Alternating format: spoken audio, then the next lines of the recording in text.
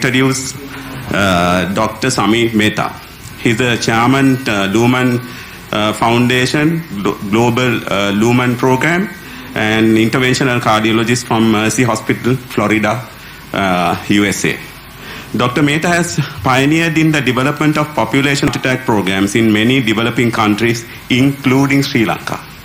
And is a chairperson of the Lumen Foundation that is dedicated to saving lives from heart attacks and in creating population-based STEMI networks. Dr. Samir is the past chief of interventional cardiology at Cedars Medical Center, a past president of American Heart Association in South Florida, and past chairman of research and Miami Heart Institute and a Rotary Scholar. He is a fellow of American College of Cardiology and emeritus fellow of Asia Pacific Society of Cardiology and a fellow of Cardiology Society of India. I have nostalgic memories when it comes to Samir Mehta. Actually, we organized this Global Lumen program in 2011 and in Sri Lanka. And I'm proud to say that there are about 250 international delegates. And so with that remarks, I hand over everything to Samir Mehta.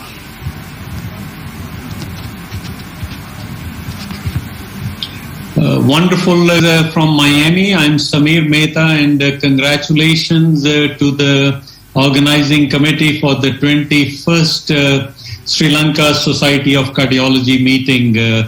It's an absolute pleasure, and I'd like to first of all express my gratitude to Dr. Gotabhaya Ranasinghe, a friend from almost 20 years ago when my journey started with the STEMI interventions. There have been incredible lessons throughout it, and I've had the pleasure of interacting and sharing a lot of those with Gota, and thank you, Dr. Ranasinghe, for inviting me.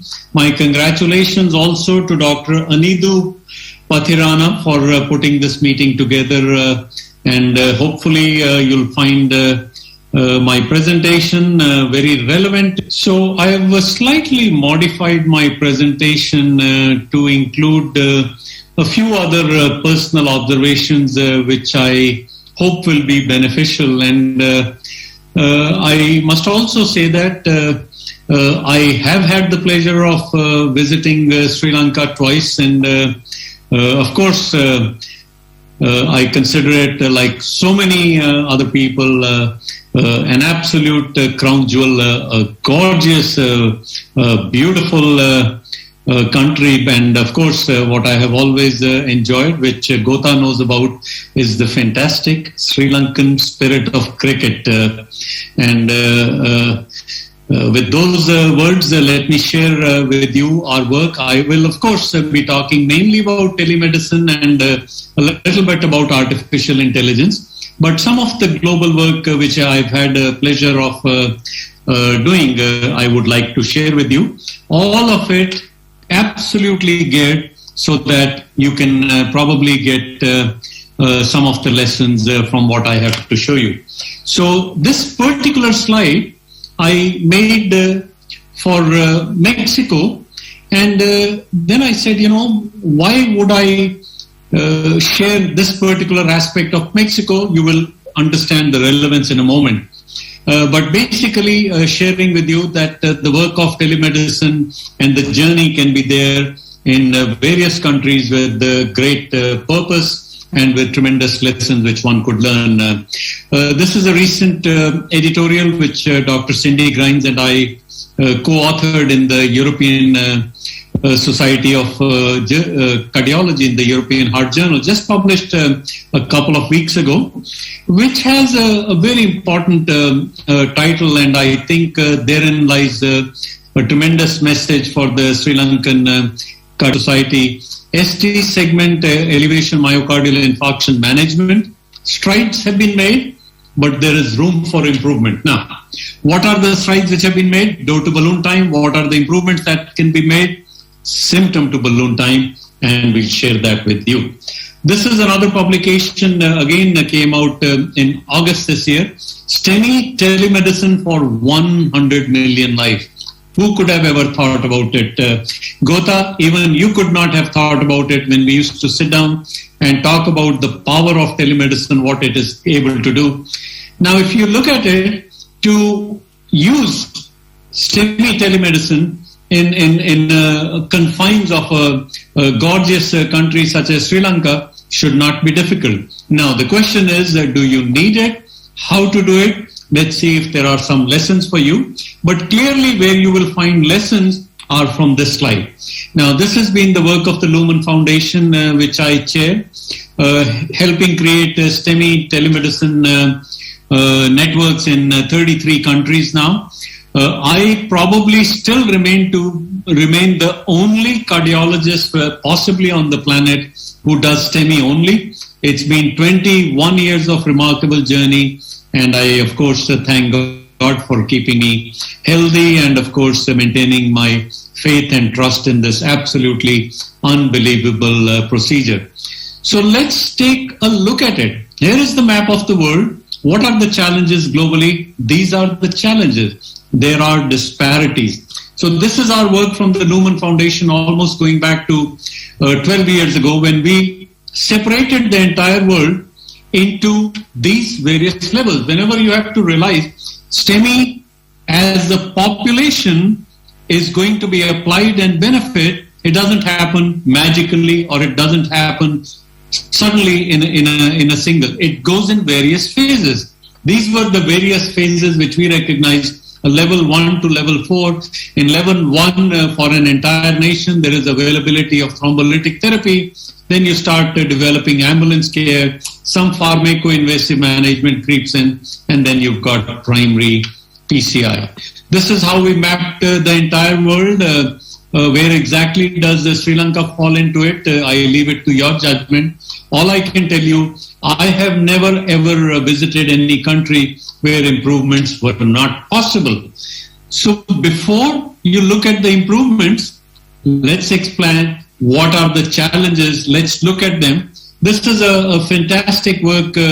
I used to hold these Lumen global meetings in various cities in Asia after 10 years in Miami. And this was the work we were doing in India. And amazing manuscript which came through the working group of Chris Granger, Cindy Grimes, Alexandra Lansky, Tim Henry, Holger Thiele, and Sasko Kedev, published in the Indian Heart Journal, which Sandeep Mishra, I know, is in the audience today, and he probably is also giving a lecture. He was the editor of the Indian Heart Journal. Sandeep, thank you for your guidance and for your help. In this work, we realized that there were various barriers. The barriers were related to the patient, how it is so important to educate and guide the patient.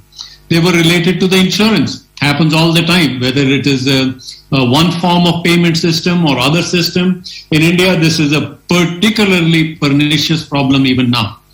Related to the transport, ambulance care is the Achilles heel. Ambulance challenges occur globally. And to me, if there is a single message I can tell you, how do you improve STEMI care?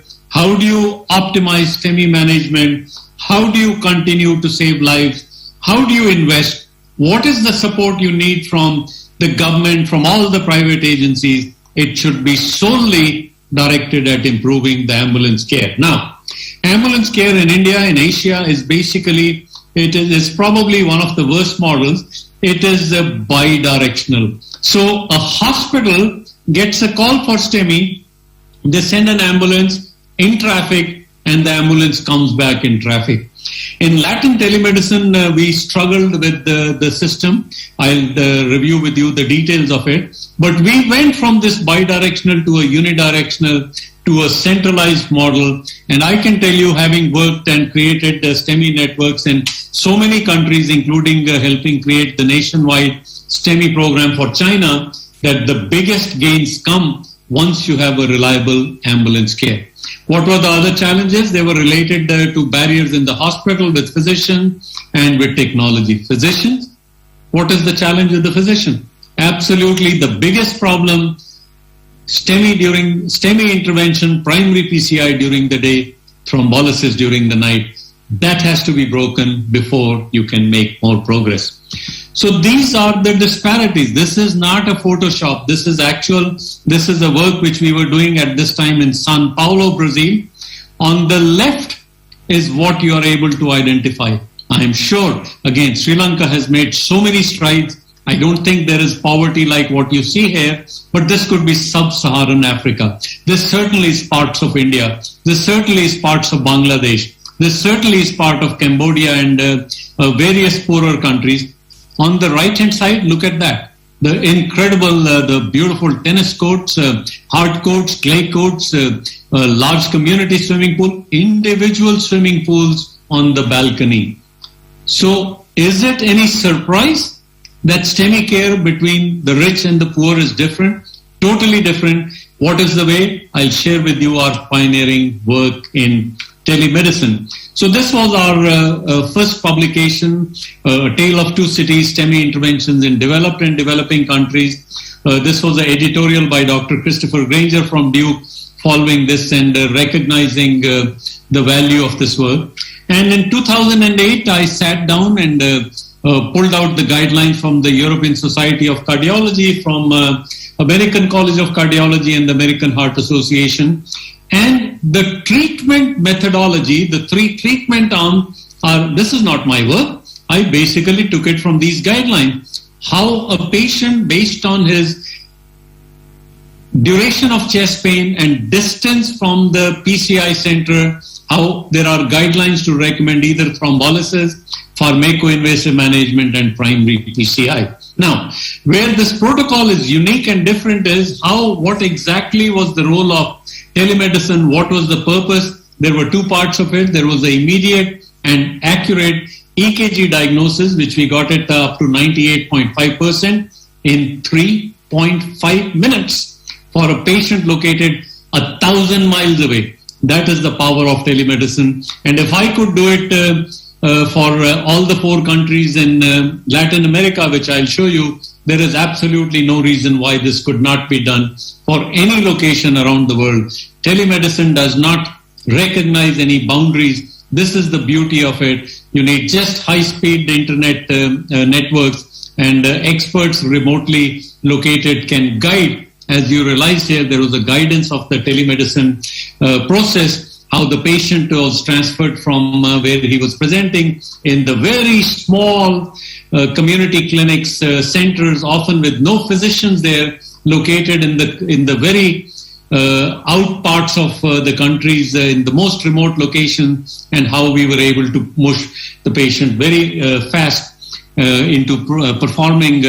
Again, when we started it, 76% of the patients were getting either no treatment or thrombolysis with the first generation agent like streptokinase. Now you recognize why there are similarities with Sri Lanka and how you can learn lessons to majority of the patients. And this work is very similar to Stent for Life in Europe. Again, this was done in much more poor countries and guided by telemedicine. But what happens is, either directly as a result of the telemedicine program or its halo effect, you move from thrombolysis to primary PCI.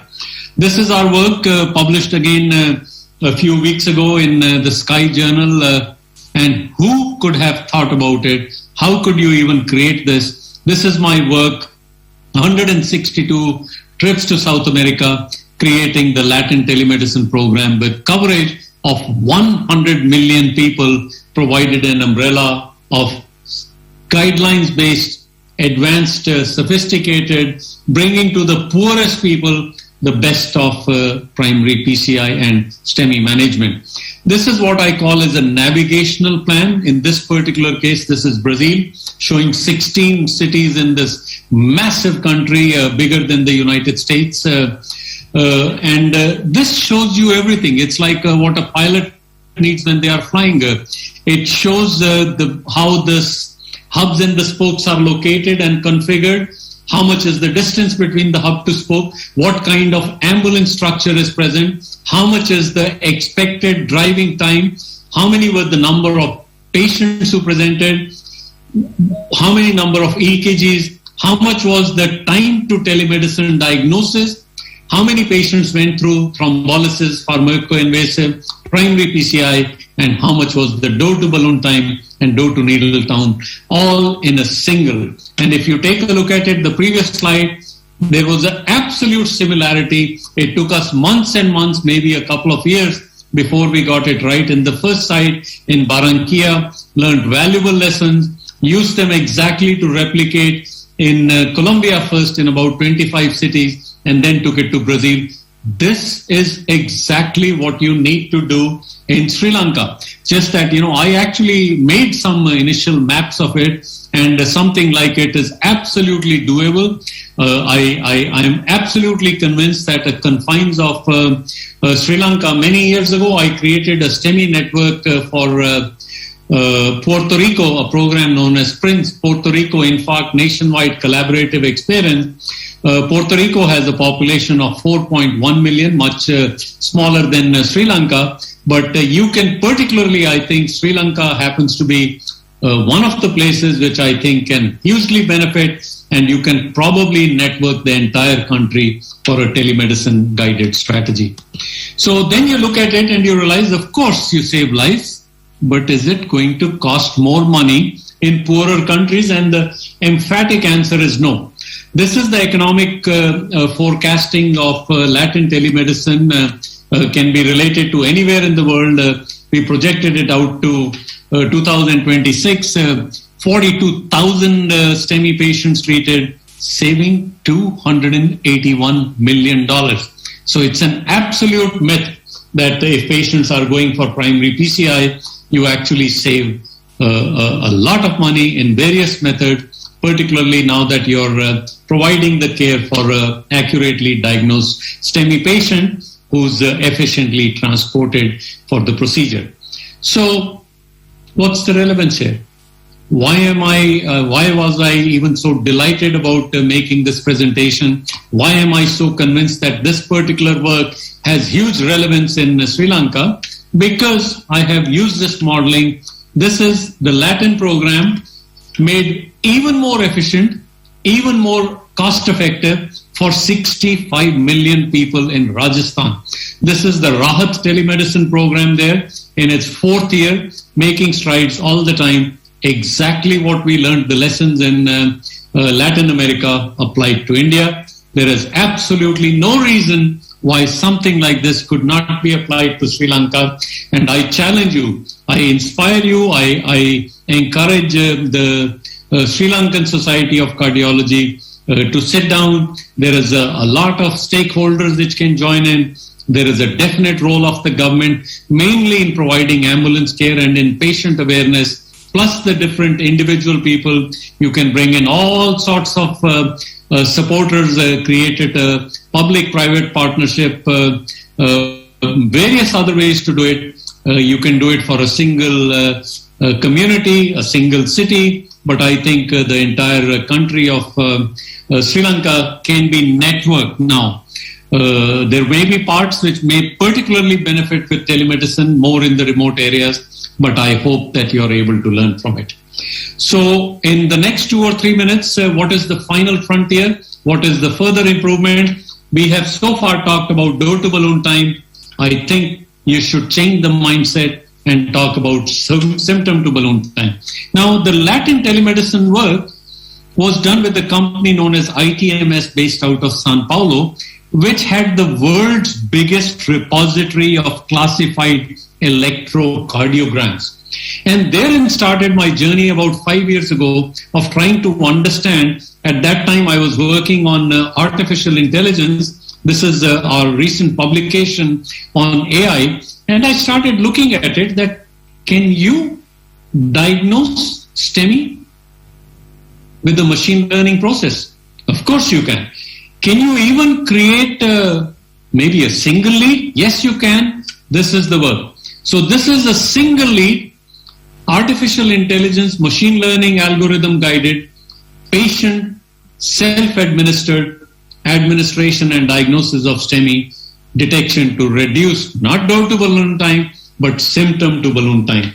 This is our further work in it, how we have done sensitivity and specificity analysis on the various leads. We've got 57 publications, a major peer-reviewed one coming in about another 4 to 6 weeks, which I think will greatly expand the awareness of this field. And this is our work. We have almost achieved getting EU classification, and work will be performed submitting the data to the US FDA also. So in conclusions, ladies and gentlemen, what is my message to all of you? And words of encouragement to the Sri Lankan College of Cardiology.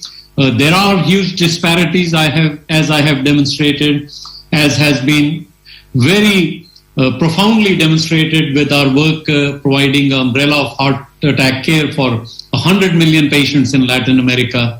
These disparities exist. Telemedicine may be a very effective, a cost-effective way of providing care. Either way, I think you need a networking, which is immediately needed. My last visit to Sri Lanka was several years ago. I have absolutely no doubt that tremendous gains would have been made.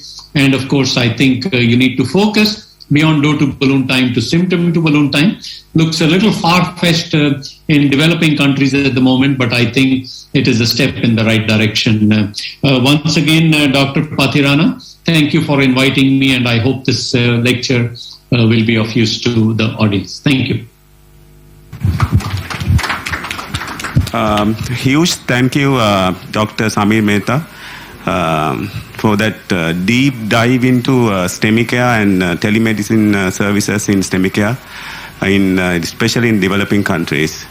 I think next I hand over to Dr. Roshan Paranaman to introduce the next speaker. It's my great pleasure to introduce the next speaker, Professor Aspas Raman.